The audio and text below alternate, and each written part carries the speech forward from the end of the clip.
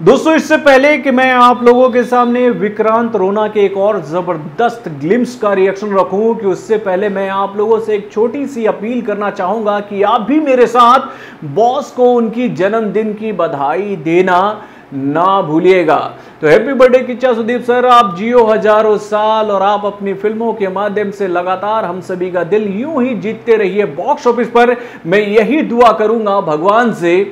आपके लिए। तो दोस्तों, किच्चा सुदीप की आने वाली इस फिल्म यानी कि विक्रांत रोना को लेकर यह खबर तुम लोगों के सामने आ गई थी कि भाई उनके जन्मदिन को ध्यान में रखते हुए आज इस फिल्म की टीम की तरफ से एक जबरदस्त ग्लिम्स जारी किया जाएगा। और दोस्तों, वो ग्लिम्स हम लोगों के सामने आ गया और भाई क्या ग्लिम्स है, क्या ग्लिम्स है बॉस। इसको देखने के बाद एक बार फिर से दिल से आवाज निकली कि भाई पूरी इंडियन फिल्म इंडस्ट्री पर आने वाले दिनों में अगर कोई इंडस्ट्री राज करेगी तो वो होगी सैंडलवुड इंडस्ट्री। यानी कि भैया कन्नड़ फिल्म इंडस्ट्री की तरफ से जैसे फिल्में हम लोगों के सामने आ रही है ना, उसको देखने के बाद दिल से खुद ब खुद ये आवाज निकलती है कि भाई इस इंडस्ट्री का मुकाबला करना इंडिया की बाकी इंडस्ट्रीज के बस की बात नहीं है मेरे भाई। क्या ग्लिम्स है, क्या ग्लिम्स है। यानी कि भैया इस ग्लिम्स ने इस फिल्म की कहानी को हम लोगों के सामने खोल के रख दिया है कि भाई इस फिल्म में कई सारे चैप्टर्स हमें देखने को मिलेंगे और हर एक चैप्टर बहुत ही इंटरेस्टिंग और बहुत ही जबरदस्त होगा। यानी कि जब आप इस ग्लिम्स को देखोगे तो पहले शॉट में आप पाओगे कि भैया किताब के पन्ने खुल रहे हैं। यानी कि भैया चैप्टर बाय चैप्टर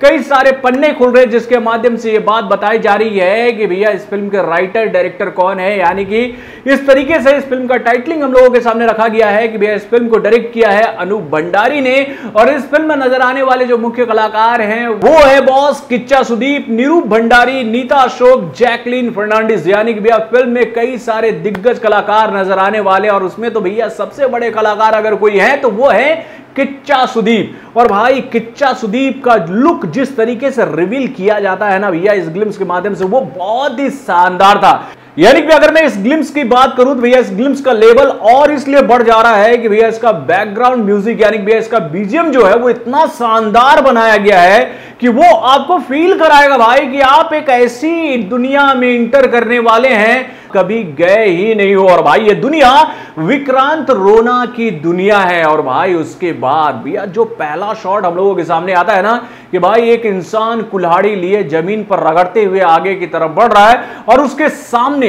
एक इंसान खड़ा है जिसका चेहरा हमें देखने को नहीं मिल रहा और वो अपने हाथों में कहते